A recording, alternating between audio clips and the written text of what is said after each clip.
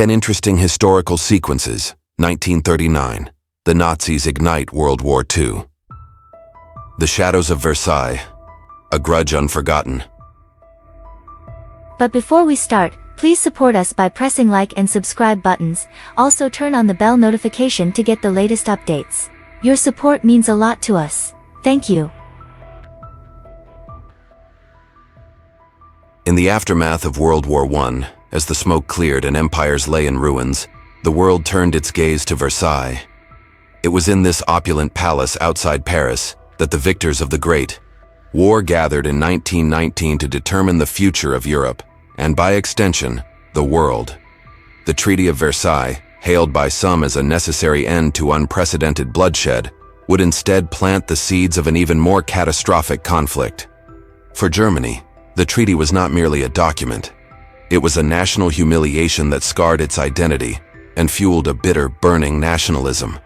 The treaty that changed everything, the Treaty of Versailles, formally ended the war between Germany and the Allied powers. Signed on June 28, 1919, exactly 5 years after the assassination of Archduke Franz Ferdinand, the treaty was intended to ensure lasting peace by holding Germany accountable. The Allies, particularly France and Britain, sought to cripple Germany both economically and militarily. The treaty imposed harsh penalties.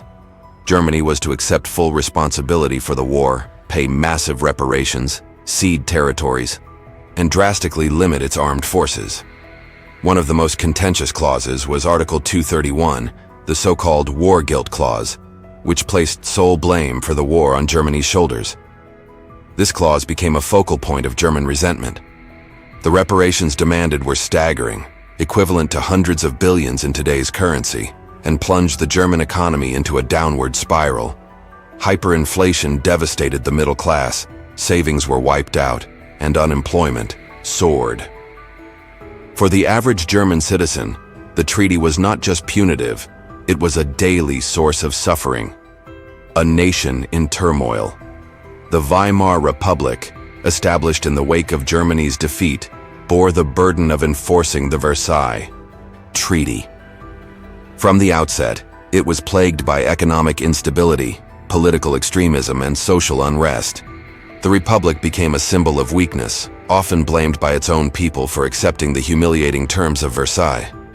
The economic collapse of the 1920s created fertile ground for radical ideologies.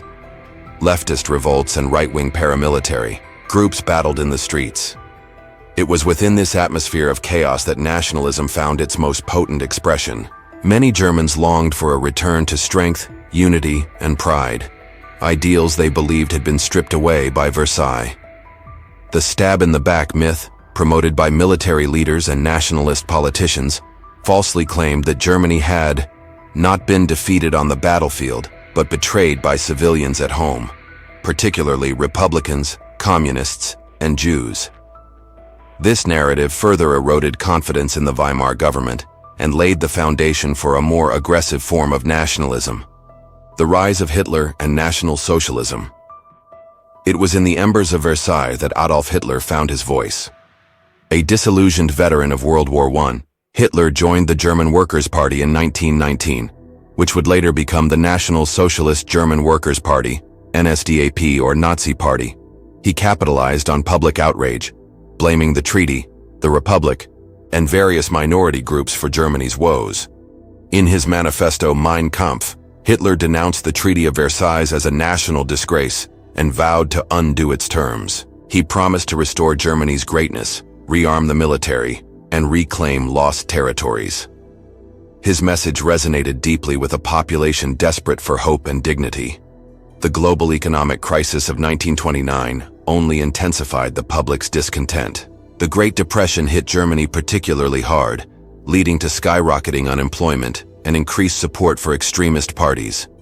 In the 1932 elections, the Nazi Party became the largest in the Reichstag.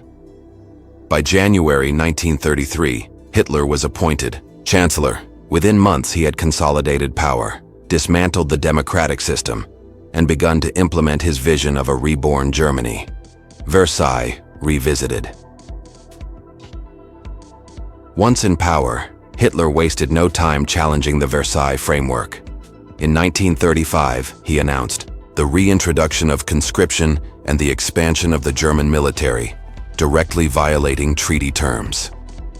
The following year, German troops marched into the Rhineland, a demilitarized zone according to the treaty. The Allied powers, weary of conflict and steeped in appeasement, did not respond decisively. The treaty, designed to prevent another war, had inadvertently provoked one. Its harshness had delegitimized the moderate center and empowered extremists. Hitler's actions were not only a defiance of Versailles, they were cheered by a populace that had never accepted its constraints. By 1938, Hitler had annexed Austria and set his sights on Czechoslovakia. The Munich Agreement that year, allowing him to absorb the Sudetenland, was another failed attempt by Britain and France to preserve peace. But peace was no longer possible. When Germany invaded Poland in 1939, the world once again descended into war. Legacy and lessons. The Treaty of Versailles remains one of the most studied diplomatic agreements in history, not only for its immediate impact, but for its long-term consequences. While it sought to hold Germany accountable, it failed to foster reconciliation. The punitive approach may have brought temporary justice to the victors, but it ensured lasting resentment among the vanquished. Historians continue to debate whether a more lenient treaty could have prevented the rise of Hitler and the outbreak of World War II. What is clear is that Versailles left a psychological wound on the German people. It turned a military defeat into a national trauma and transformed a desire for dignity into a destructive force. Conclusion: the shadow that lingered. The Palace of Versailles, once a symbol of royal grandeur, became the setting for a diplomatic blunder that echoed through generations. The treaty signed within its gilded halls did not bring the peace it promised. Instead, it cast a long shadow over Europe, shaping a grudge that festered into fury. Nationalism in Germany did not rise in a vacuum. It was a reaction, a deeply emotional and political response to perceived injustice. The humiliation of Versailles provided the perfect fuel for an ideology built on revenge and rebirth. In attempting to close the chapter on one war, the treaty inadvertently opened the gates to another, far more devastating one. Even today, the Treaty of Versailles serves as a cautionary tale for international diplomacy. It underscores the importance of balancing justice with foresight, punishment with compassion.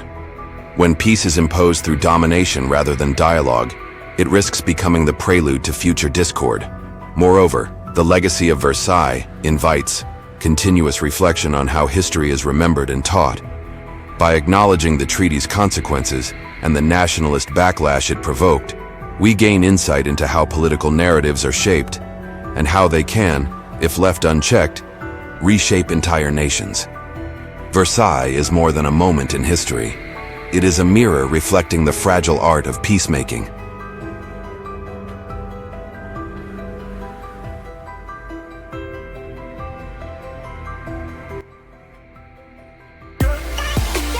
Thanks for watching. Please like, share and subscribe if you like videos like this.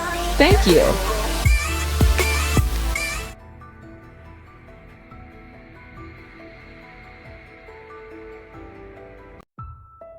The orator from Munich, Hitler's rise to power.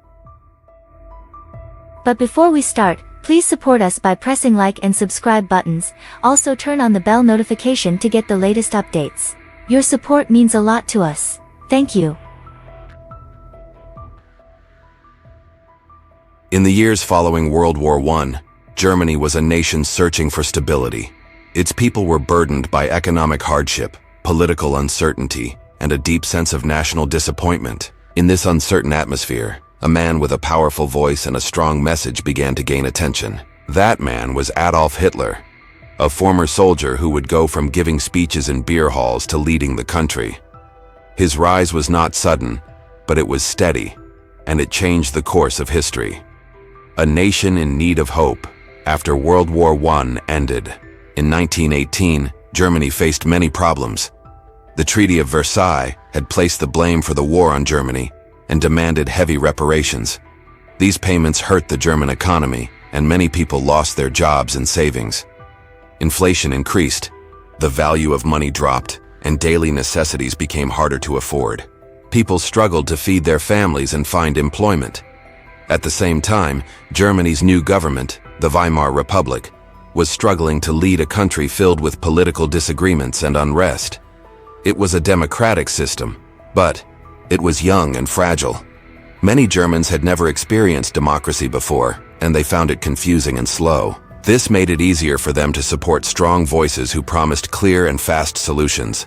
Many Germans felt frustrated and uncertain about the future. They longed for a leader who could restore their pride and bring order to their lives. Wow, this environment, voices that promised strong leadership and simple solutions began to stand out.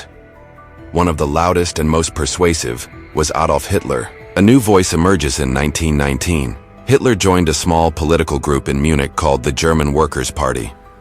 He quickly became one of its most passionate speakers. He spoke with emotion, using simple words and strong ideas. He talked about how Germany had been treated unfairly after the war and promised to make the country proud again. People were drawn to his speeches. He could turn frustration into applause. In 1920, the group changed its name to the National Socialist German Workers' Party, known as the Nazi Party. Hitler helped shape its beliefs, focusing on nationalism, unity, and the idea of Germany's renewal. He also realized the power of symbols and messaging. The swastika, once an ancient symbol, was adopted and redefined to represent the party's vision. Rallies, flags, uniforms, and slogans gave followers a sense of belonging and purpose. This visual style became a powerful tool in spreading the party's message. The Munich Putsch and a setback in 1923, Hitler and his followers tried to take control of the government in Munich by force. This event, known as the Munich Putsch, failed. Hitler was arrested and put in prison, but instead of disappearing from public life, he used the time to reflect and plan. While in prison, Hitler wrote, "Mein Kampf, or My Struggle." In the book, he explained his political ideas and his vision for Germany. He spoke of ending the Treaty of Versailles, rebuilding the country's strength, and uniting all Germans under one nation. After 9 months, he was released from prison and returned to politics, now focusing more on winning support through legal means. The failure of the putsch taught Hitler an important lesson. He realized that taking power through violence would not work.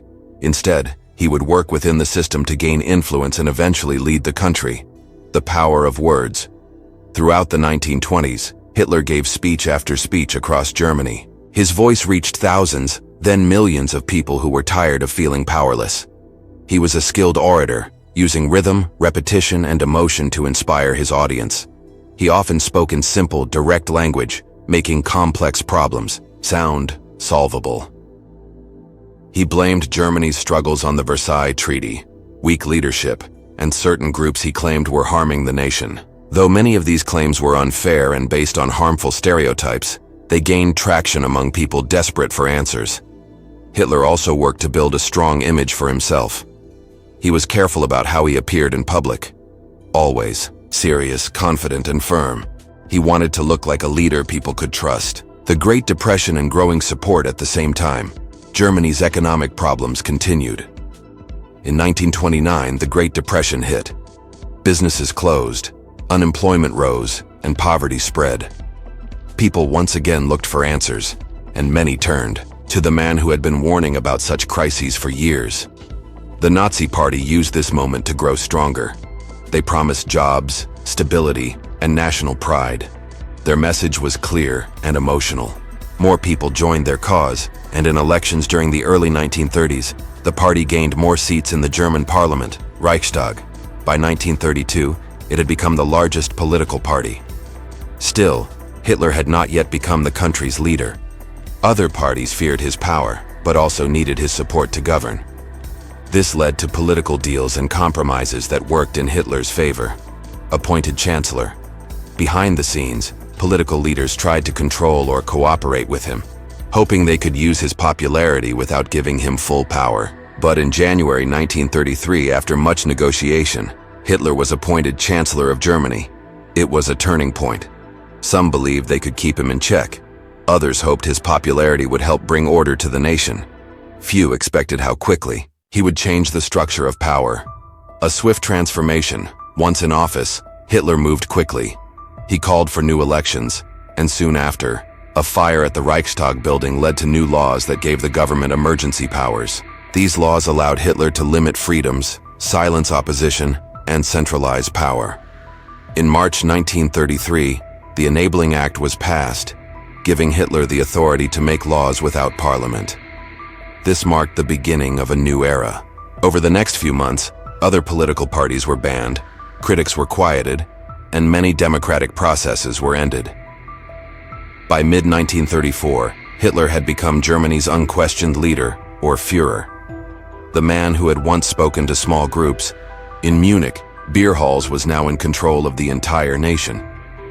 The role of nationalism and emotion Hitler's rise to power was not just about politics, it was also about feelings. He knew how to connect with people's emotions. He understood their fears, hopes, and pride. He gave many Germans a sense of purpose and belonging during a time when they felt lost. He also built a strong image around himself, one of discipline, confidence, and certainty. Through rallies, posters, and speeches, he created a movement that seemed energetic and unstoppable. He offered not only promises, but also identity. He told people who they were, what had gone wrong, and how they could fix it. That kind of message, especially when repeated often and supported by strong visuals, had great power. But behind the scenes, the growing power came with concerning changes. Individual freedoms began to disappear, and the government began to control more parts of everyday life. Still, many people accepted or supported these changes, believing they were necessary to bring order and strength back to Germany.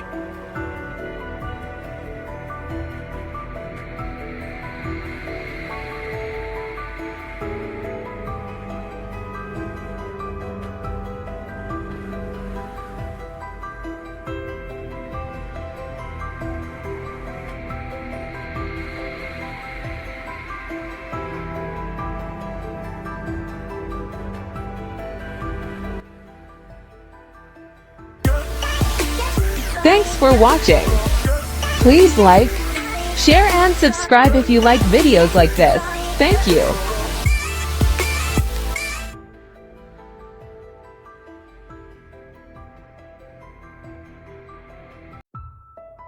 Broken crystals, the beginning of terror within. But before we start, please support us by pressing like and subscribe buttons. Also turn on the bell notification to get the latest updates.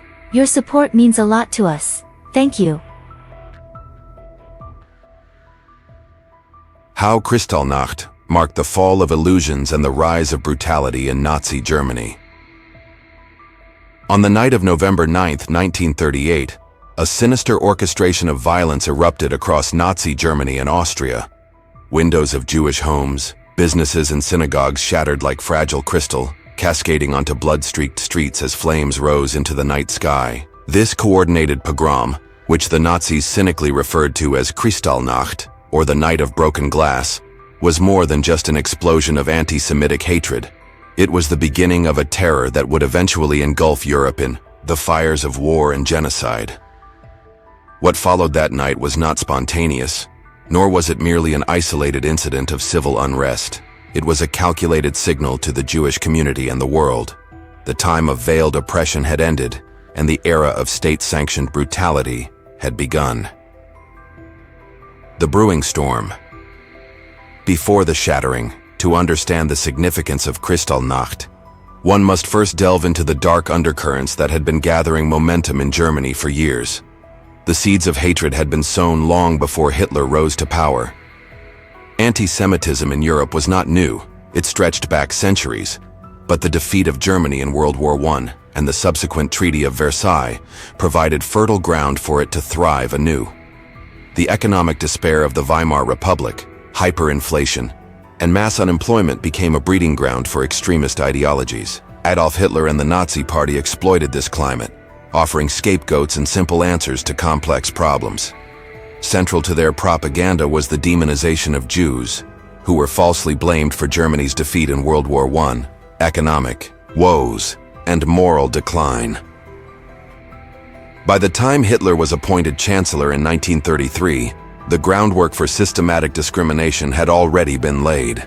The regime quickly implemented policies excluding Jews from public life, banning them from civil service, revoking their citizenship through the 1935 Nuremberg laws, and socially isolating them through propaganda and intimidation.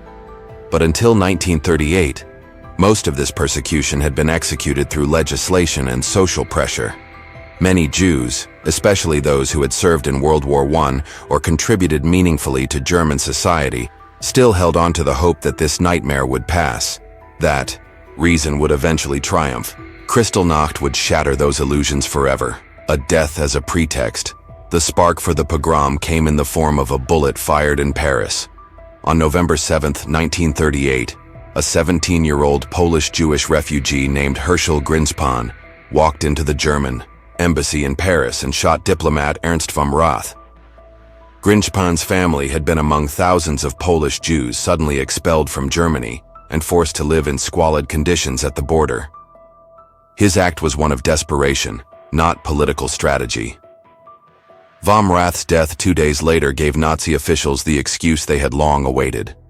Rather than treat it as an isolated incident, Joseph Goebbels, Hitler's propaganda minister, used it to incite nationwide violence. In a chilling speech on November 9th, during a gathering of Nazi leaders in Munich, Goebbels called for spontaneous demonstrations against the Jews. The signal was clear. Orders were quietly passed to the Gestapo, the SS, and local Nazi officials. Unleash the violence, but make it seem like the voice of the German people. The night the glass rained down. What followed was a meticulously organized wave of terror. In nearly every German and Austrian city, Jewish synagogues were set ablaze while firefighters were instructed to protect surrounding Aryan-owned property, but not the synagogues themselves. Torah scrolls, sacred books, and religious artifacts were torn, defiled, or burned in the streets. Over 7,000 Jewish businesses were looted and destroyed, their windows smashed, their shelves emptied, their owners beaten or killed. The glass that littered the sidewalks gave the event its grimly poetic name, Kristallnacht, but the damage went far beyond broken storefronts. At least 91 Jews were murdered that night, though some historians believe the true number is far higher. Over 30,000 Jewish men were arrested and sent to concentration camps, such as Dachau, Buchenwald, and Sachsenhausen. There, many were beaten, tortured, or killed, an ominous foreshadowing of what lay ahead. What made Kristallnacht so terrifying was not just the violence, but the involvement and complicity of the state. Police were instructed not to interfere. Hospitals were told not to treat Jews. Insurance companies were forbidden to pay out claims to Jewish victims, with the proceeds instead redirected to the state. It was not merely an act of mob violence, it was a rehearsal for genocide. The world watches and fails to act. News of the pogrom spread rapidly. International outrage followed. Newspapers across the United States, Britain, and France ran headlines condemning the violence. Yet condemnation did not translate into meaningful action. Despite the horror, few nations altered their immigration policies to accommodate the growing number of Jewish refugees. The United States, under President Franklin D. Roosevelt, recalled its ambassador but left immigration quotas virtually untouched. Britain allowed a small number of children to enter through the Kinder Transport program, but adults were left behind. For most Jews in Germany and Austria, the doors to safety were now firmly closed. The silence of the world sent a powerful message to Hitler. The Jews were alone. After the glass, a path toward annihilation, Kristallnacht was more than a turning point. It was a psychological assault meant to break the Jewish spirit. It showed that in Nazi Germany, there was no longer any safe space for Jews, not in their homes, their businesses, or their houses of worship. It made clear that the rule of law no longer applied to them, and that their very existence was now subject to the whims of a totalitarian regime. In the months that followed, Jewish life in Germany deteriorated rapidly. Jews were banned from schools, public places, and professions.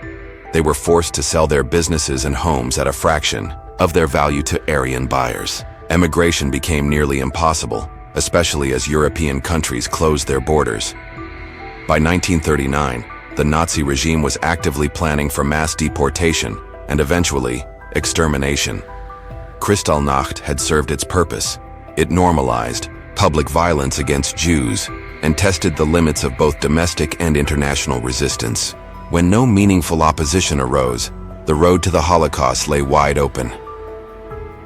Remembering the broken crystals today, Kristallnacht is remembered not only for the devastation it caused, but for what it symbolized, the transition from discrimination to destruction. It was the night the mask came off, the night when glass and illusions shattered together. For survivors, the sound of breaking glass never faded. For the world, it serves as a harrowing reminder of what happens when hatred is allowed to grow unchecked, when prejudice becomes policy, and when silence greets the cries of the oppressed. As we look back on that terrifying night, we are reminded that the beginning of terror does not always come with a roar. Sometimes it comes with the soft, eerie music of shattering glass and the knowledge that a terrible darkness has begun to fall.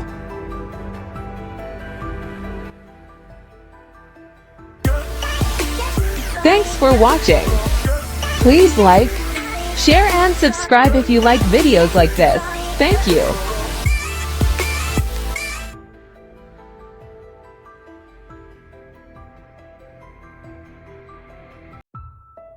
The Dark Pact, Molotov-Ribbentrop Agreement. But before we start, please support us by pressing like and subscribe buttons. Also turn on the bell notification to get the latest updates. Your support means a lot to us. Thank you. In the early hours of August 24, 1939, the world changed forever.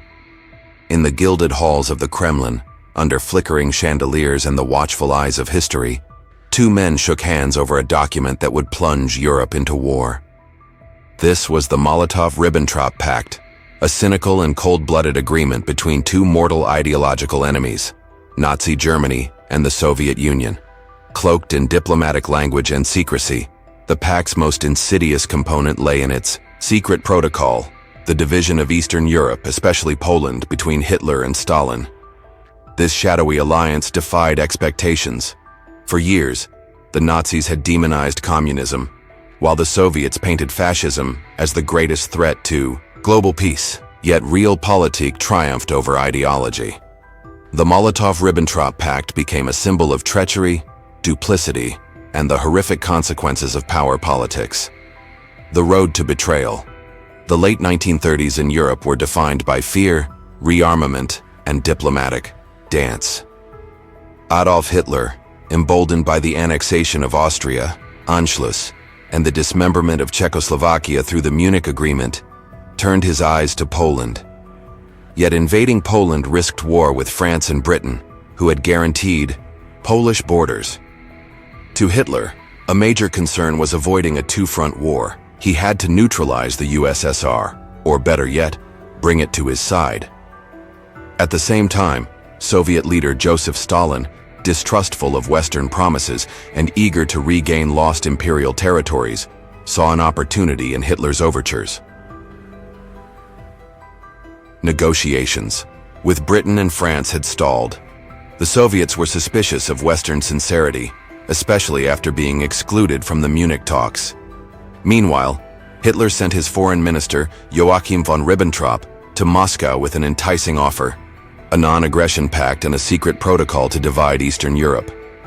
On August 23, 1939, Ribbentrop and his Soviet counterpart Vyacheslav Molotov signed the Treaty of Non-Aggression between Germany and the Union of Soviet Socialist Republics, commonly known as the Molotov-Ribbentrop Pact.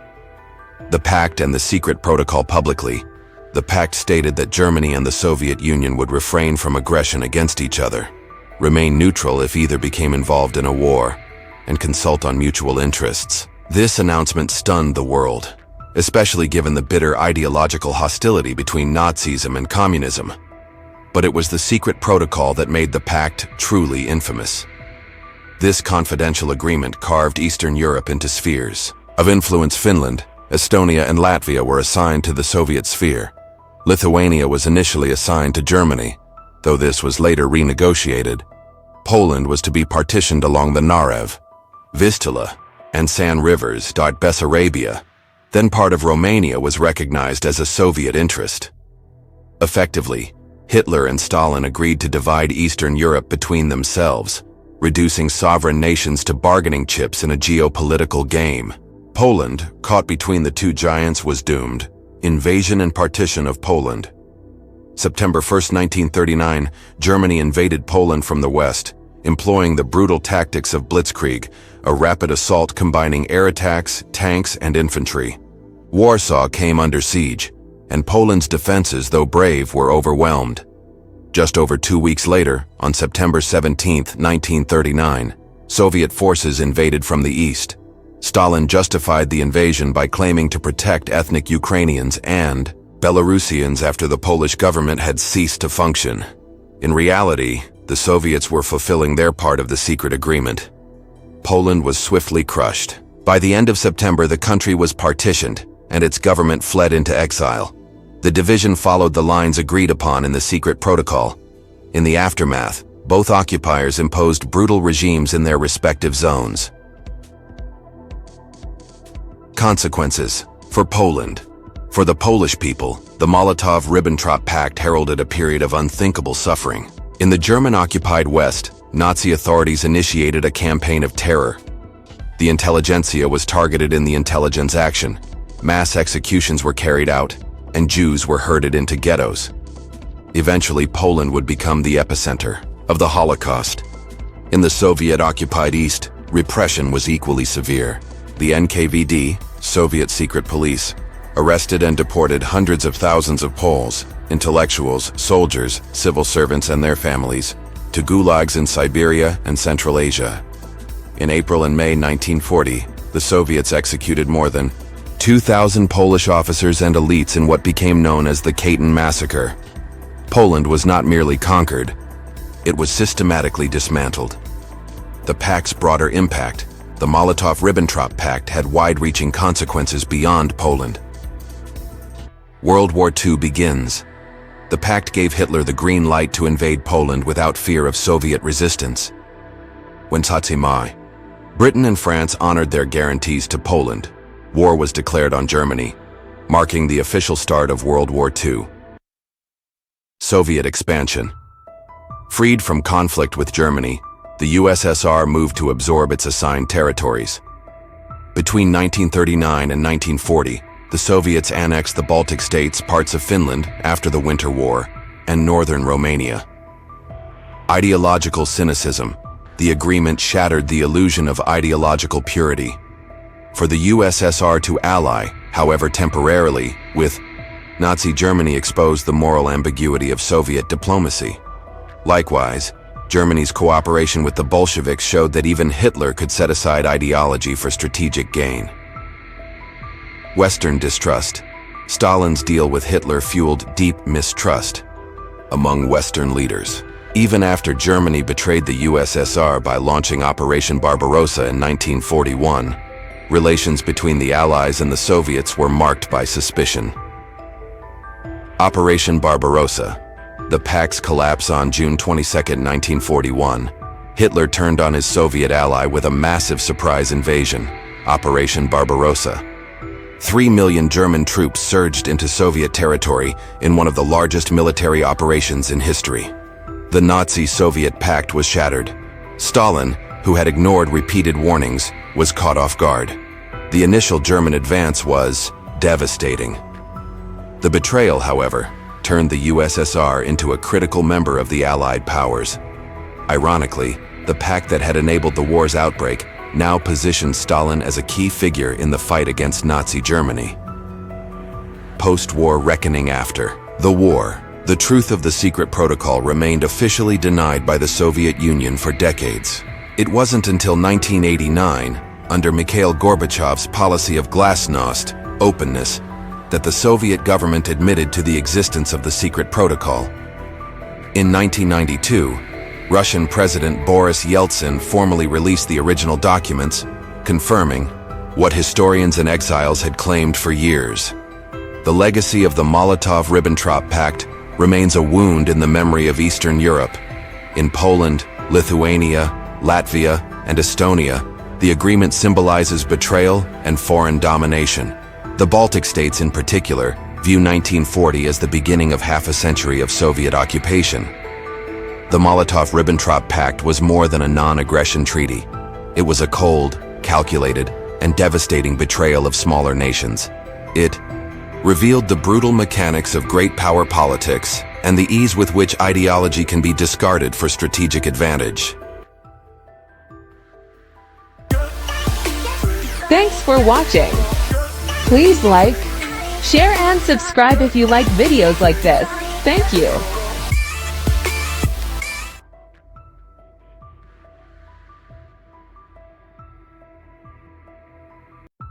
Sunrise over Poland. A morning that changed everything. But before we start, please support us by pressing like and subscribe buttons. Also turn on the bell notification to get the latest updates. Your support means a lot to us. Thank you. The morning of September 1939 dawned like any other in the Polish countryside. Mist clung gently to the Masovian plains as dew-covered fields glistened under the first touch of light. Roosters crowed, church bells chimed, and farmers rose to begin another day in the last days of summer. But as the sun crested the horizon over Eastern Europe, the fragile peace that had clung to the continent since the end of the First World War shattered like glass underfoot. At exactly 4:45 a.m., the German battleship Schleswig-Holstein, ostensibly on a courtesy visit to the free city of Danzig, opened fire on the Polish military transit depot at Westerplatte. The opening shots were not just a bombardment, they were the thunderous declaration of a new and terrible chapter in human history. World War II had begun. The calm before the storm. In the months leading up to that morning, the world had watched Adolf Hitler's Germany with growing concern. In 1938, Hitler had annexed Austria in the Anschluss and seized the Sudetenland from Czechoslovakia under the guise of protecting ethnic Germans. Despite promises made in the Munich Agreement, signed by Britain and France, the Nazi regime continued its expansion. Poland had long been in Hitler's crosshairs. The Nazi ideology of Lebensraum, living space, saw Eastern Europe, especially Poland and Russia, as territories meant for German colonization. But Poland was not just another land to be absorbed. It was a nation reborn after centuries of partition, fiercely proud of its independence, and stubborn in its refusal to bow to German demands. In late August 1939, Germany and the Soviet Union shocked the world by signing the Molotov-Ribbentrop Pact, a non-aggression treaty with a secret protocol. The two powers would divide Poland between them. This cleared the way for Hitler to invade without fear of a two-front war. Still, many in Poland and the West believed, perhaps hoped, that Hitler wouldn't dare start another global conflict so soon after the horrors of World War I. They were wrong. Blitzkrieg, a new kind of war. The German invasion of Poland introduced the world to a terrifying new strategy, Blitzkrieg, or lightning war. Within hours of the shelling at Westerplatte, waves of German tanks, infantry, and Stuka dive bombers surged across the Polish border. The assault was swift, relentless, and unlike anything the world had seen before. From the north, German troops poured in from East Prussia. From the west, armored divisions crushed Polish defenses. In the south, German forces advanced from Slovakia. The Luftwaffe bombed not only military targets, but also civilian centers, trains, roads, villages, creating chaos and terror. Warsaw, the capital, soon came under heavy aerial attack. Polish forces fought valiantly. They launched cavalry charges, defended cities with outdated equipment, and held their ground wherever possible. But the odds were overwhelming. Germany had mobilized over 1.5 million soldiers against Poland's roughly 1 million, and the technological disparity was stark. Still, Poland did not stand alone. At least that was the promise. A world hesitates 2 days after the invasion. On September 3, 1939, Britain and France declared war on Germany. For Poland, this was a moment of relief. Perhaps now the mighty British Empire and France would strike westward and draw German forces away. But the support never truly came. What followed was a period later dubbed the Phony War, a strange interlude where, despite the declarations, of war. The Western Allies took no major offensive actions. There was hope in words, but not in action. Poland was left to fight a two-front war alone.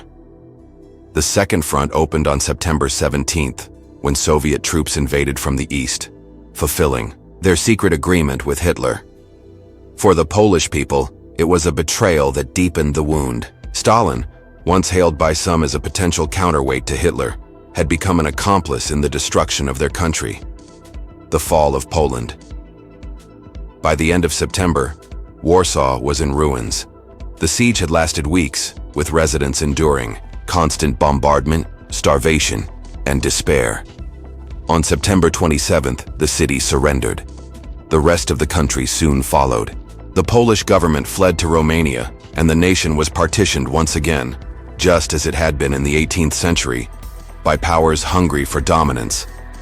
But defeat did not mean surrender of spirit. The Polish resistance began almost immediately. Underground newspapers, sabotage operations, and the secret education system known as the Flying University laid the groundwork for years of defiance. Polish soldiers too escaped and regrouped abroad. They would fight alongside the Allies in North Africa, Italy, and on D-Day beaches in Normandy. Human cost and the Holocaust. The German invasion wasn't merely a military conquest. It marked the beginning of systematic brutality. In the very first days of occupation, Einsatzgruppen, mobile killing squads, began executing Polish intellectuals, clergy, and Jews. Entire villages were razed, and citizens were rounded up for forced labor or deportation. For Poland's Jewish population, which numbered over 3 million, the invasion heralded a descent into unimaginable horror. Ghettos were created, most infamously in Warsaw, and Jews were subjected to starvation, forced labor, and dehumanization. In 1941, with the launch of Operation Barbarossa, the genocide evolved into the full machinery of the Holocaust, with death camps like Auschwitz, Treblinka, and Sobibor established on Polish soil, echoes of resistance and legacy. Though Poland was overrun, it never ceased to fight. The Polish underground state, the Home Army, Armia Krajowa, and a network of secret civil institutions persisted throughout the war. In 1944, during the Warsaw Uprising, tens of thousands of resistance fighters and civilians rose up against Nazi occupation. The uprising was brutally crushed, but it remains a symbol of defiance. The morning of September 1st, 1939, marked the beginning of a war that would last 6 years and claim over 70 million lives. It redrew borders, shattered empires, and changed the very fabric of international relations. For Poland, it was the start of decades of struggle, not just against Nazi Germany, but later, under Soviet domination during the Cold War. Yet Poland endured.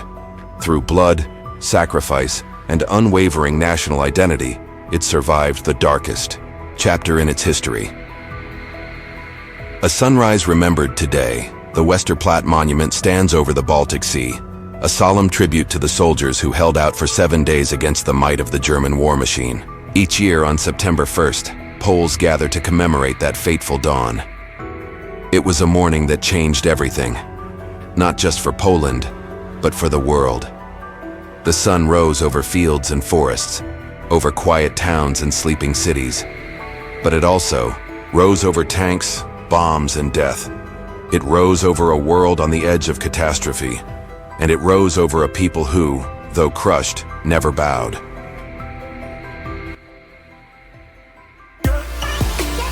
Thanks for watching. Please like, share, and subscribe if you like videos like this. Thank you.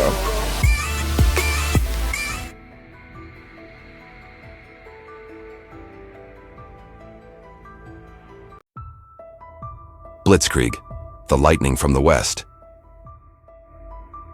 But before we start, please support us by pressing like and subscribe buttons. Also turn on the bell notification to get the latest updates. Your support means a lot to us. Thank you. In the cold gray dawn of September 1st, 1939, the thunder of artillery shattered the stillness of the Polish countryside. Without a formal declaration of war, German forces surged across the Polish border. launching what would become one of the most infamous military campaigns in modern history. This was not a slow grind of trench warfare as the world had seen in 1914. It was something faster, fiercer, and far more devastating. The Germans called it Blitzkrieg, or lightning war, a term that would come to define the terrifying efficiency of Nazi aggression. With this strike, Adolf Hitler lit the fuse of World War II. The stage is set.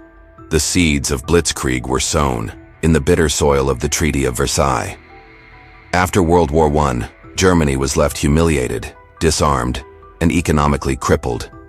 Hitler, rising from the embers of a defeated nation, built a regime fueled by resentment and a promise of revival. By the late 1930s, Nazi Germany had rearmed, annexed Austria, and dismantled Czechoslovakia with barely a shot fired. The Western powers, Britain and France, clung to a policy of appeasement, hoping to avoid another catastrophic war. But Hitler's ambitions were boundless. To the east lay Poland, rich in land and strategic importance, and the next step in his vision of Lebensraum, or living space, for the German people. Behind closed doors, Germany had secured a secret non-aggression pact with the Soviet Union, the Molotov-Ribbentrop Pact. In it, the two totalitarian powers agreed to divide Eastern Europe between them. With the USSR neutralized, Hitler was free to strike westward. The storm breaks at 4:45 a.m. on that fateful morning. German battleship Schleswig-Holstein opened fire on the Polish garrison at Westerplatte, near Danzig, now Gdansk. Simultaneously, waves of Luftwaffe bombers descended from the skies, hammering Polish airfields, railways, and communication hubs. On the ground, 3 massive German army groups surged forward, spearheaded by panzer divisions and followed closely by mechanized infantry. The attack was swift, precise, and terrifyingly coordinated. The Blitzkrieg was unlike anything the world had seen before. Instead of traditional battle lines and drawn-out sieges, this strategy relied on speed, surprise, and overwhelming force. Tanks smashed through defenses, aircraft obliterated supply lines, and paratroopers dropped behind enemy lines. Poland's forces, brave but outmatched and under-equipped, were unable to mount a cohesive resistance. Within just a few days, the Polish command structure was in disarray. Refugees clogged the roads, retreating units were cut off and encircled, and major cities fell one by one. Warsaw, the capital, endured a brutal siege, with Luftwaffe bombers reducing entire districts to rubble. Yet the defenders, both military and civilian, held out fiercely. The Western response: too little, too late on. September 3rd, Britain and France declared war on Germany, fulfilling their treaty obligations to Poland. But it was a hollow declaration. There were no immediate military offensives in the West. This period would later be dubbed the Phony War, or Sitzkrieg, marked by a lack of major action on the Western Front. The Allies had vastly underestimated Hitler's willingness to wage total war and failed to prepare an effective counteroffensive. For the Poles, this lack of support was devastating. They had hoped that the British and French would attack Germany's western border, forcing Hitler to divert his forces. Instead, Poland was left to face the onslaught alone. On September 17th, in a final act of betrayal, Soviet forces invaded Poland from the east. The Red Army poured across the border under the guise of protecting Ukrainian and Belarusian minorities. In truth, it was the implementation of the secret clause of the Molotov-Ribbentrop Pact. Caught between two invading giants, Poland's fate was sealed. Fall of a nation. By the end of September, the Polish resistance had been crushed. Warsaw surrendered on the 27th after weeks of relentless bombardment. The final Polish units capitulated in early October. In just over a month, the once proud nation had been dismembered and occupied. The Blitzkrieg had succeeded beyond Hitler's wildest expectations. His gamble had paid off, and the world watched in horror as the map of Europe began to change under the boot of Nazi militarism. But this was only the beginning. The Blitzkrieg doctrine. At the heart of Blitzkrieg was the idea of combined arms warfare. It required meticulous coordination between ground forces, air power, and logistics. Germany's panzer divisions, fast, heavily armored and equipped with radios for instant communication, were the vanguard. Supporting them were dive bombers like the Junkers U-87 Stuka, whose terrifying sirens demoralized enemy troops before the bombs even landed. This doctrine shattered traditional military thought. Defensive lines were bypassed, strongholds surrounded and isolated rather than assaulted head-on. Enemy morale was broken not only through destruction, but through psychological shock. Blitzkrieg was not just about speed, it was about breaking the enemy's will to fight. The human cost behind the sweeping success of the German war machine was immense suffering. Tens of thousands of Polish soldiers and civilians were killed.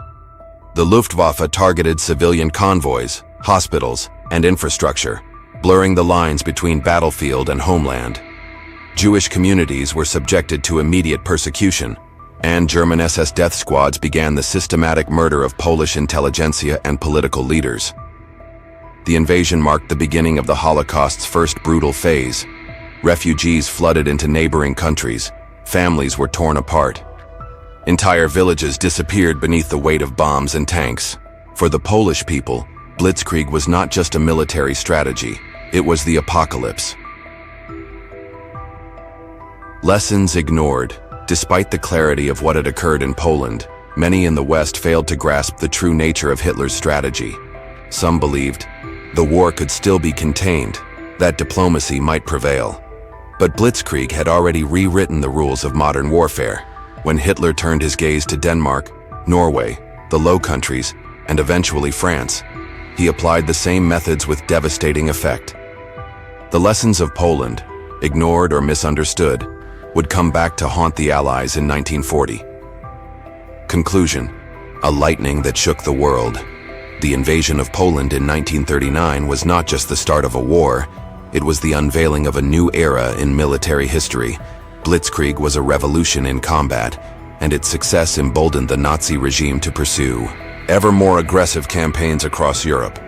It shattered the illusion of peace and exposed the vulnerabilities of nations clinging to outdated strategies. But Blitzkrieg was not invincible. In time, resistance movements would rise, strategies would evolve, and the tide of war would turn. Yet the impact of that first lightning strike, of tanks rolling over Polish soil, of bombers darkening the skies over Warsaw, would forever remain etched in the memory of a world plunged into chaos. The lightning had come from the West. It came fast. It came without warning, and it set the world on fire.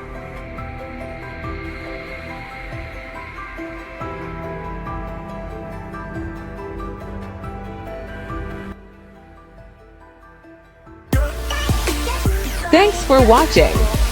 Please like, share and subscribe if you like videos like this. Thank you.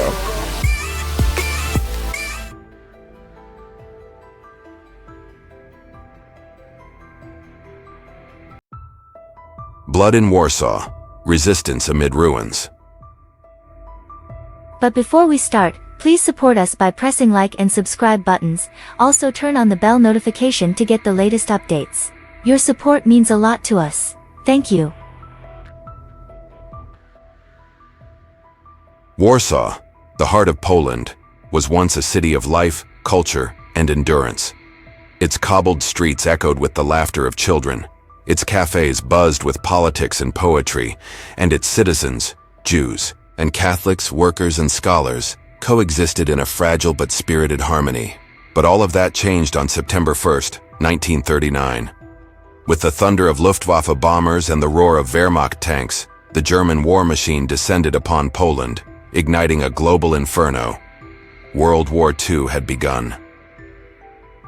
The Nazi invasion of Poland was swift and brutal, the first test of Hitler's Blitzkrieg or lightning war. Within hours, German planes darkened the skies above Warsaw, unleashing bombs upon civilian targets.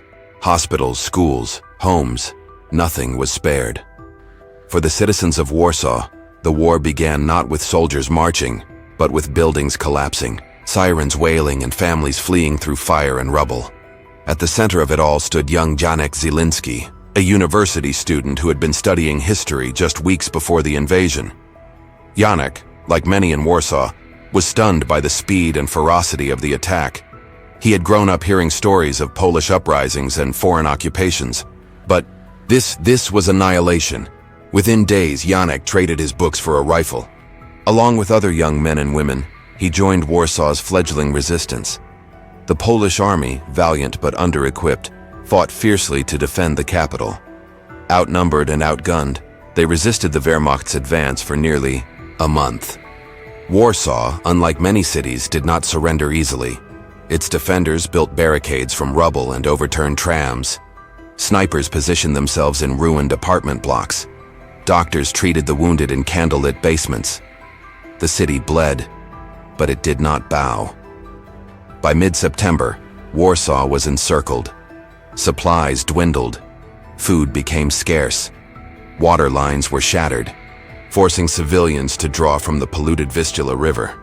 The air was thick with dust and the stench of death. Still, the resistance held on, refusing to give the Nazis the swift victory they had expected. In a battered church near Plac Teatralny, Janek met Zofia Lewandowska, a nurse who had been working without rest since the bombings began. Zofia was no stranger to hardship. Her father had fought in the Great War. Her mother died during the Polish-Soviet conflict in 1920. Yet even she was unprepared for the horror unfolding around her. Together, Janek and Zofia became unlikely partners, not only in survival, but in hope. They carried messages between resistance cells, smuggled food to trapped families, and recorded Nazi movements in battered notebooks. At night, they met in bombed-out buildings to plan escape routes and spread news of Polish resilience to the outside world. They were joined by priests, students, even retired school teachers, all united by the belief that Warsaw must not fall quietly, but the weight of war was relentless. On September 25th, the Luftwaffe launched the single most devastating bombing raid of the siege, nicknamed Black Monday. Thousands of bombs rained down on Warsaw in a single day. The royal castle was reduced to ashes. Hospitals were flattened. Children's bodies lay in the streets, their hands still clutching toys. The city had become a graveyard of memories. Even as fire consumed her surroundings, Zofia refused to abandon her post. In the crypt beneath the church, she tended to the wounded by lamplight, her hands trembling but determined. Janek, limping from a collapsed wall that had crushed his leg, insisted on continuing their work.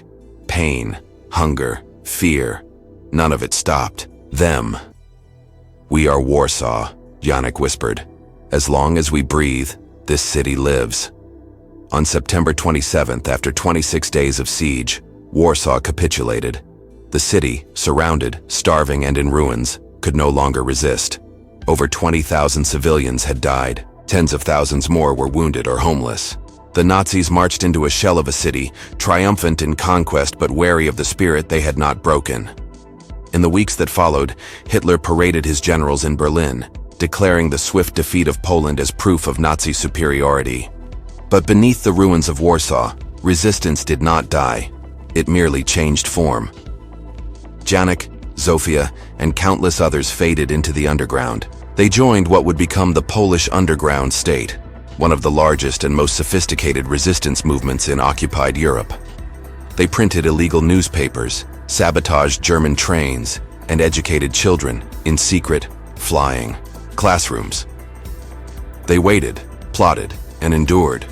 The Nazi occupation of Warsaw brought even greater horrors: ghettos, executions, deportations. The Warsaw Ghetto alone became a symbol of unimaginable suffering.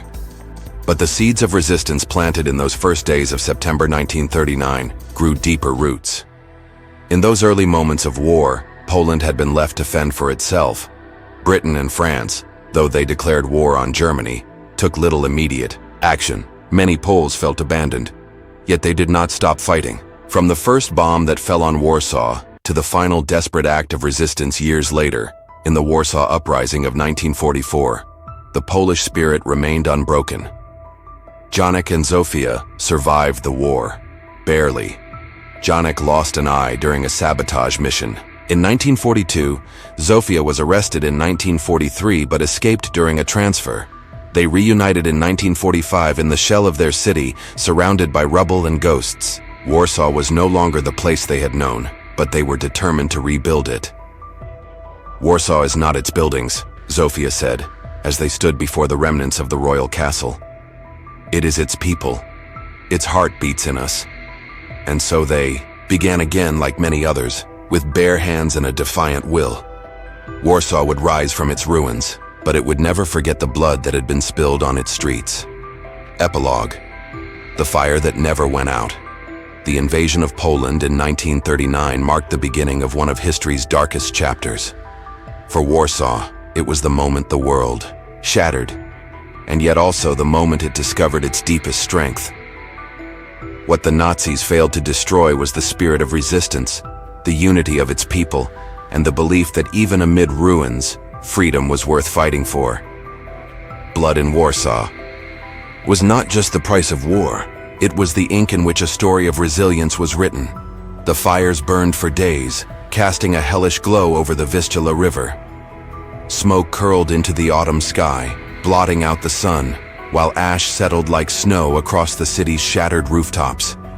Every corner of Warsaw whispered loss, of families torn apart, of neighborhoods turned to dust, of dreams buried beneath stone and steel. Yet among the ruins, there remained an eerie kind of order. Neighbors helped dig survivors from the rubble. Priests conducted mass in open courtyards, and children, ever resilient, played among the ruins with sticks for swords. Amid the carnage, Warsaw's radio operators continued broadcasting until the very end. Crackling through the static, a voice rang out to the world, hoarse but unyielding. Warsaw is fighting. Poland is not yet lost. The words traveled beyond borders, reaching Polish émigrés in Paris and London, stirring hearts and calls to action.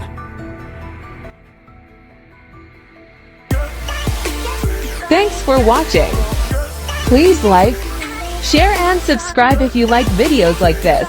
Thank you.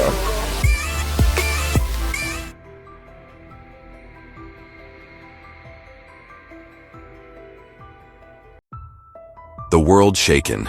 Britain and France draw the line. But before we start, please support us by pressing like and subscribe buttons. Also turn on the bell notification to get the latest updates. Your support means a lot to us. Thank you.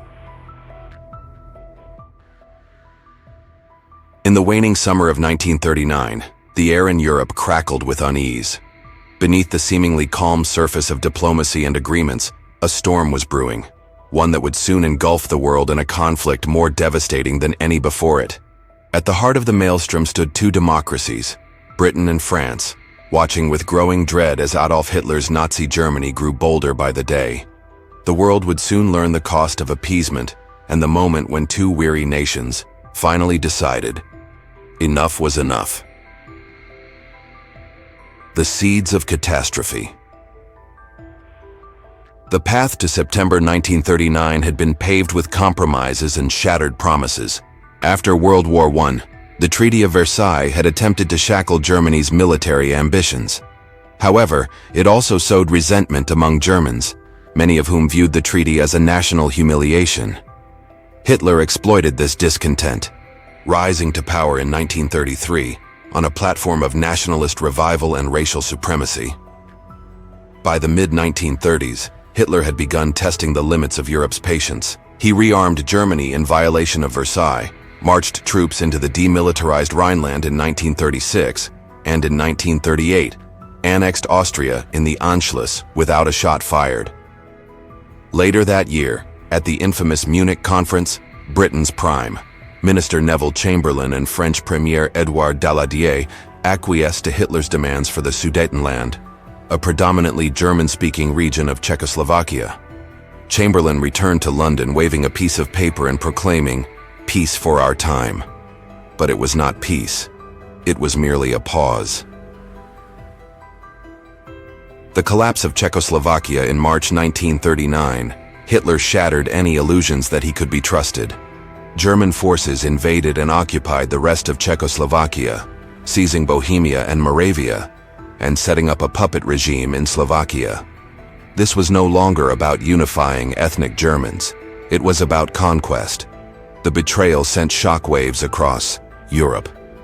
For Britain and France, it marked the end of appeasement. Chamberlain, a man not prone to quick decisions, underwent a painful transformation. He had hoped to avoid another world war at all costs.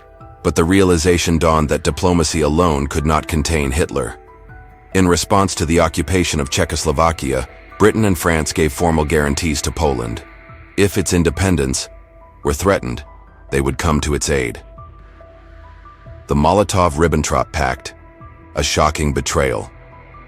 Even as Britain and France solidified their commitment to Poland, a darker development emerged in the East.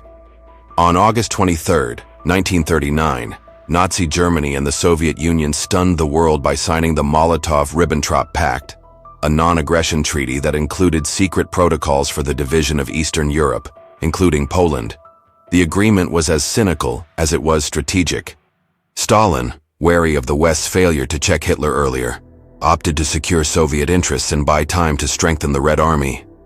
For Hitler, the pact was a green light. With the Soviet Union neutralized, he could strike Poland without fear of a two-front war. September 1st, 1939. The invasion of Poland at dawn on September 1st, 1939, German forces stormed across Poland's western border. The attack, codenamed Fall Weiss, Case White, was swift and brutal. Over 1 million German troops, supported by tanks, aircraft, and mechanized infantry, poured into Poland. The Luftwaffe bombarded cities and infrastructure, while the Wehrmacht advanced with a terrifying new tactic, Blitzkrieg or lightning war. Within hours, chaos reigned in Warsaw and other major cities. Poland fought valiantly, but it was hopelessly outgunned and surrounded.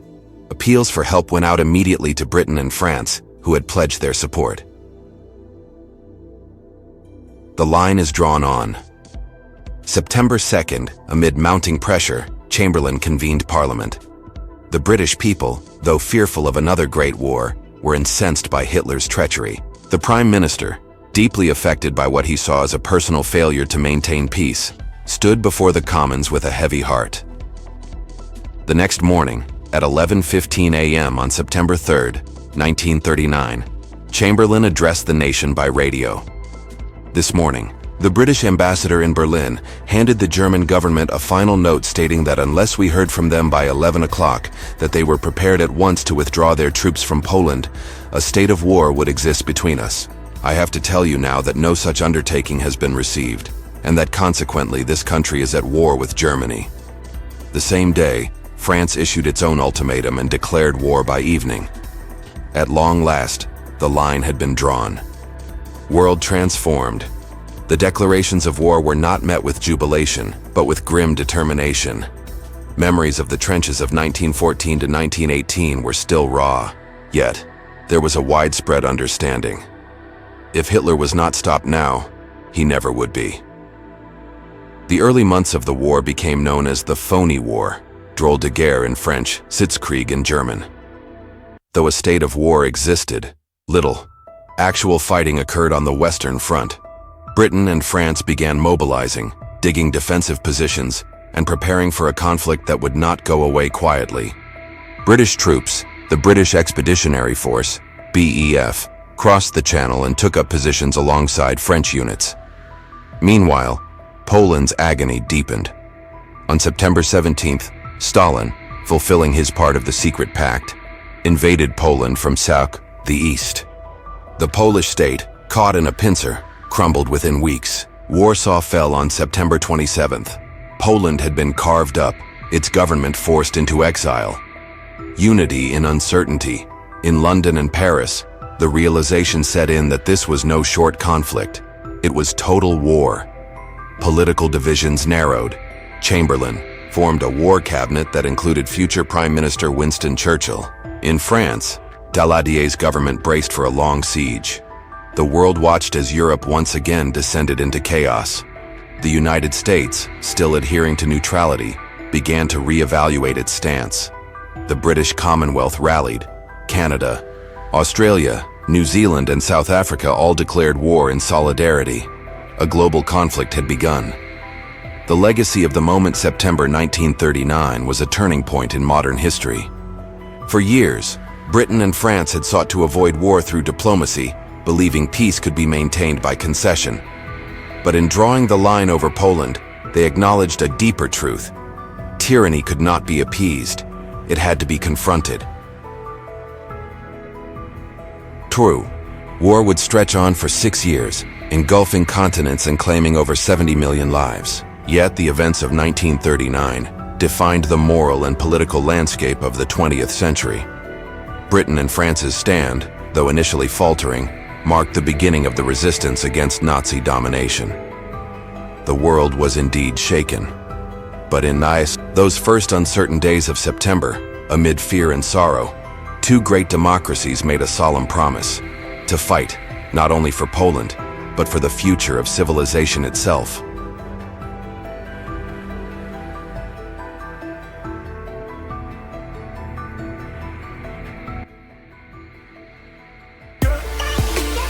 Thanks for watching. Please like, share and subscribe if you like videos like this. Thank you.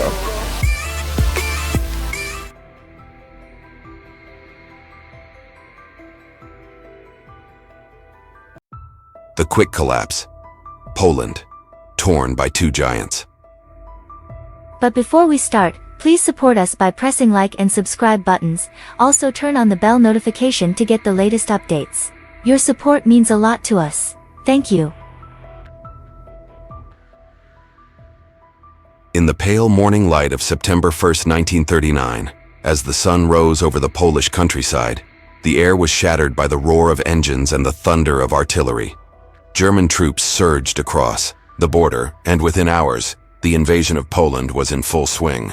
It was a brutal and calculated assault that marked the beginning of the deadliest conflict in human history, World War II. Poland, a proud nation reborn only 2 decades earlier after more than a century of partitions, now found itself caught in a vice between two ruthless powers, Nazi Germany to the west and the Soviet Union to the east. The events that unfolded over the course of just a few weeks would lead to the rapid disintegration of the Polish state, a tragedy compounded by betrayal, overwhelming force, and geopolitical ambition. The calm. Before the storm, throughout the 1930s, Poland tried to navigate the treacherous waters of European politics with a policy of equal distance between Germany and the Soviet Union. It had non-aggression pacts with both powers and hoped to remain neutral if a wider conflict erupted. However, this strategy was built on shifting sand. Adolf Hitler, emboldened by the lack of resistance to his previous territorial grabs, the Rhineland, Austria, and Czechoslovakia, set his sights on Poland as the next target of German expansion. In the summer of 1939, tensions escalated rapidly. Hitler demanded the return of the free city of Danzig, now Gdansk, and the construction of an extraterritorial corridor through Polish territory to connect East Prussia with the rest of Germany. Poland refused, confident in its recent alliances with Britain and France. Yet, unbeknownst to Warsaw, the real threat was taking shape far to the east. On August 23, 1939, Germany and the Soviet Union shocked the world by signing the Molotov-Ribbentrop Pact, a non-aggression treaty that included a secret protocol dividing Eastern Europe into spheres of influence. Poland, trapped between the two giants, was effectively marked for dismemberment. Blitzkrieg unleashed. When German forces crossed the border on September 1st, the world was introduced to a terrifying new form of warfare, Blitzkrieg, or lightning war. Combining air raids, armored assaults, and rapid infantry advances, the German military struck with unprecedented speed and coordination. The Luftwaffe bombed Polish cities, railways, and military installations, while panzer divisions cut deep into Polish territory. Within days, key cities were falling. The Polish army, though brave and determined, was ill-equipped and poorly coordinated. Much of its equipment dated from World War I, and its cavalry, though legendary, was no match for German tanks. The command structure struggled to adapt to the speed of the German advance, and communication lines collapsed under pressure.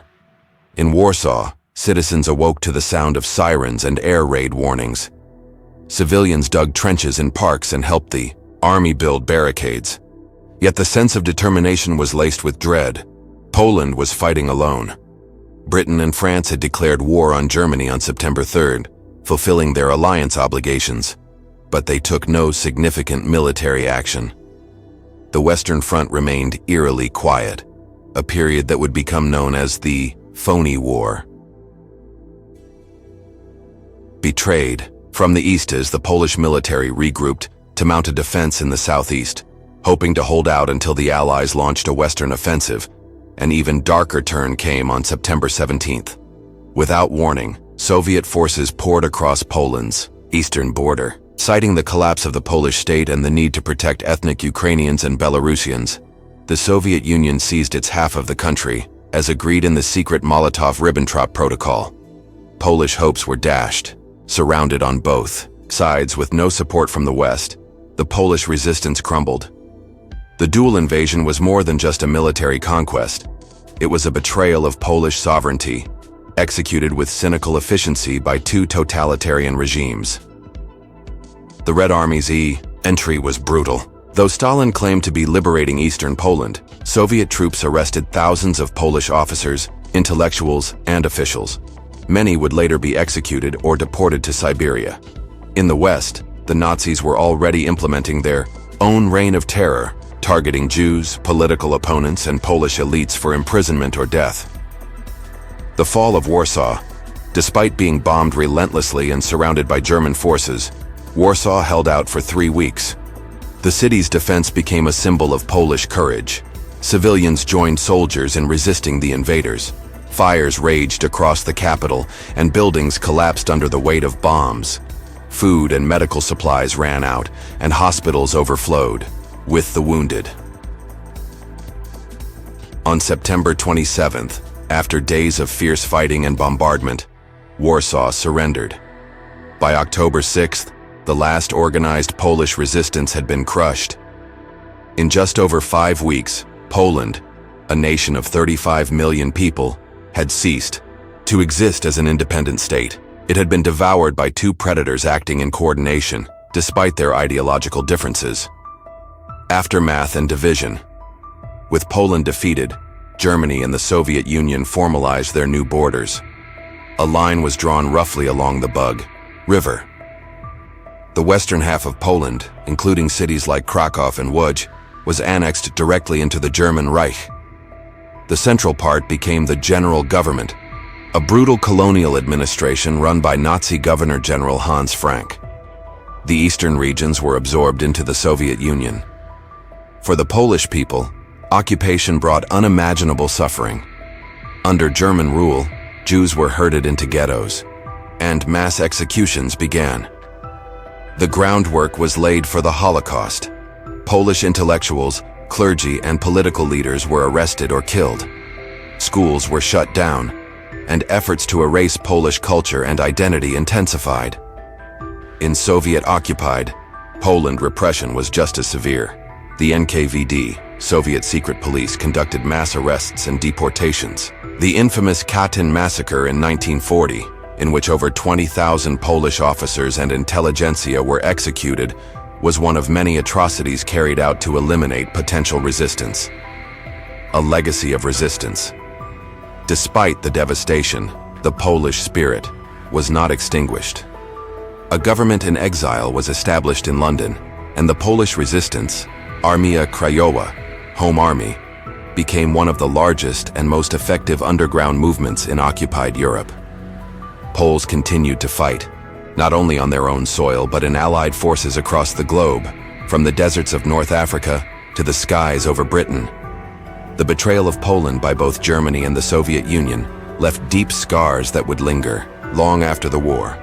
At the Yalta Conference in 1945, despite their sacrifices, the Poles found themselves once again at the mercy of great powers. Much of their eastern territory remained in Soviet hands, and a communist regime, loyal to Moscow, was installed in Warsaw. Conclusion. The fall of Poland in 1939 was not merely the start of a world war. It was a grim testament to the fragility of peace and the cruelty of unchecked ambition. Torn apart by two totalitarian giants, Poland's swift collapse was not due to a lack of courage or conviction, but the overwhelming force of betrayal, surprise, and sheer military might.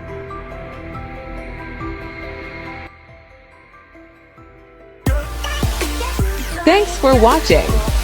Please like, share and subscribe if you like videos like this. Thank you.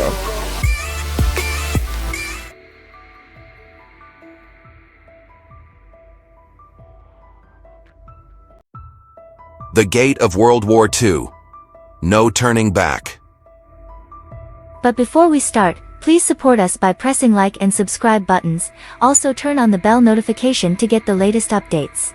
Your support means a lot to us. Thank you. The year was 1939, a year that began with uneasy silences and ended with the roar of artillery echoing across Europe. For years, the world had watched the rise of Nazi Germany with a mix of denial, fear, and reluctant diplomacy. Yet few truly believed that Adolf Hitler would plunge the world into another devastating war. That illusion shattered on September 1, 1939, when German tanks rolled across the Polish border. The gates of World War II swung open, and there was no turning back. Prelude to chaos, Germany's road to war did not begin overnight. After its defeat in World War I, the Treaty of Versailles had left the country humiliated and economically crippled. The treaty demanded enormous reparations, dismantled the German military, and stripped away territories, creating a breeding ground for nationalist resentment. Out of that resentment rose Adolf Hitler, a charismatic yet ruthless leader who promised to restore Germany's honor and greatness. By the mid-1930s, Hitler had already begun violating the terms of Versailles. He rebuilt the German military, marched into the demilitarized Rhineland in 1936, and orchestrated the Anschluss, the annexation of Austria, in 1938. The Munich Agreement later that year handed him the Sudetenland, a region of Czechoslovakia, in the name of Appeasement. British Prime Minister Neville Chamberlain, convinced that peace had been secured, famously declared, "I believe it is peace for our time." He was wrong. In March 1939, Hitler broke his promises yet again and occupied the rest of Czechoslovakia. Alarm bells rang in London and Paris, but it was Poland, standing defiantly to the east, that now drew his attention. The pact that shocked the world, Poland, was next on Hitler's list, and he planned to take it by force. But Germany feared one obstacle: the Soviet Union. Invading Poland without Russian cooperation could lead to war on two fronts, a scenario that had doomed Germany in World War I. Yet in a stunning twist, on August 23, 1939, Nazi Germany and the Soviet Union signed the Molotov-Ribbentrop Pact, a non-aggression treaty that stunned the world. More than just a pact of peace, it was a sinister deal cloaked in secrecy. In a hidden protocol, the two powers agreed to carve up Eastern Europe between them. The western half of Poland would go to Germany, the eastern half to the USSR. Hitler had effectively neutralized the Soviet threat, at least for now. For Poland, the pact was a death sentence. Blitzkrieg begins at dawn on September 1, 1939. Without a formal declaration of war, Germany invaded Poland. The attack was swift, brutal, and merciless. Under the doctrine of Blitzkrieg, or lightning war, German forces unleashed a coordinated assault combining tanks, aircraft, and infantry in rapid succession. The Polish defense was overwhelmed, cities were bombed, civilians were massacred, and refugees flooded the countryside. To justify the invasion, Hitler orchestrated a propaganda stunt. On August 31st, Nazi operatives dressed in Polish uniforms staged a fake attack on a German radio station in Gliwice. It was part of Operation Himmler, a series of false flag operations designed to make Germany appear the victim. Few were fooled, but the Nazi regime broadcast the lies anyway. Despite Poland's pleas, help did not come immediately. But unlike during the annexation of Czechoslovakia, the West was no longer willing to appease Hitler. Britain and France declare war on September 3, 1939. 2 days after the invasion began, Britain and France declared war on Germany. The announcements were grim and reluctant, echoing with the weight of dread. Chamberlain addressed the British people over the radio. This morning, the British ambassador in Berlin handed the German government a final note. "I have to tell you now that no such undertaking has been received. and that consequently, this country is at war with Germany. The world had crossed the threshold. The gate of war had opened, and millions would soon be swallowed by its darkness.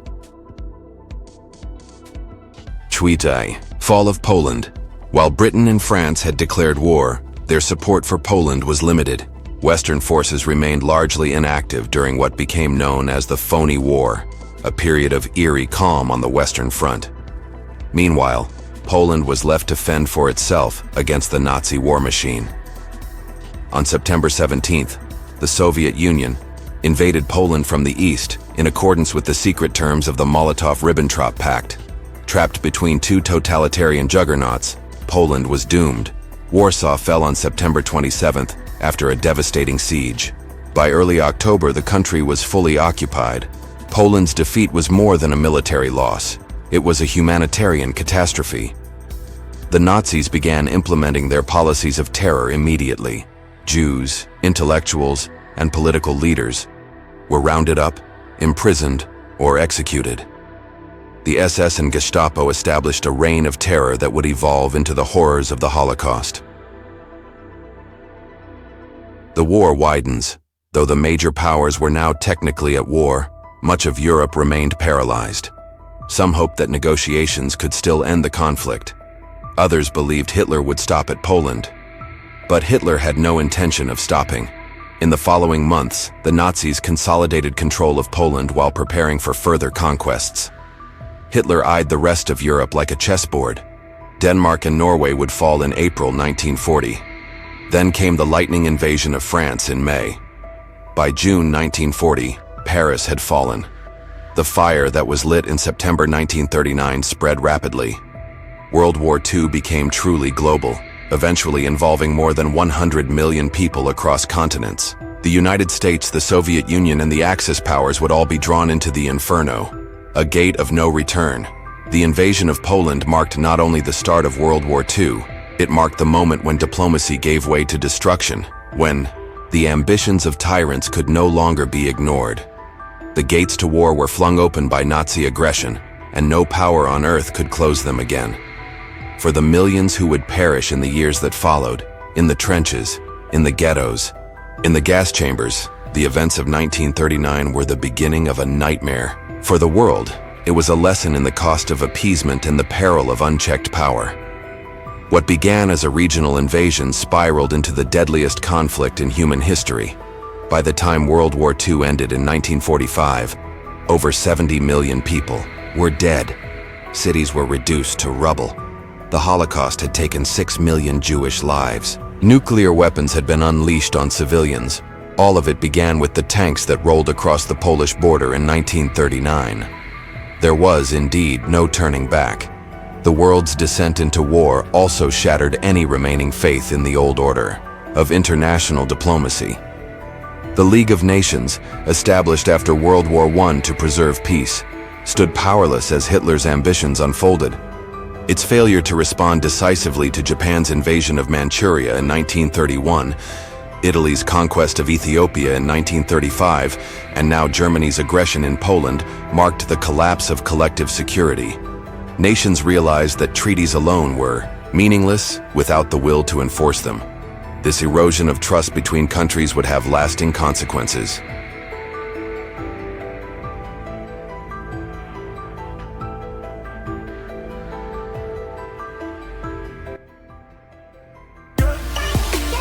Thanks for watching. Please like, share and subscribe if you like videos like this. Thank you.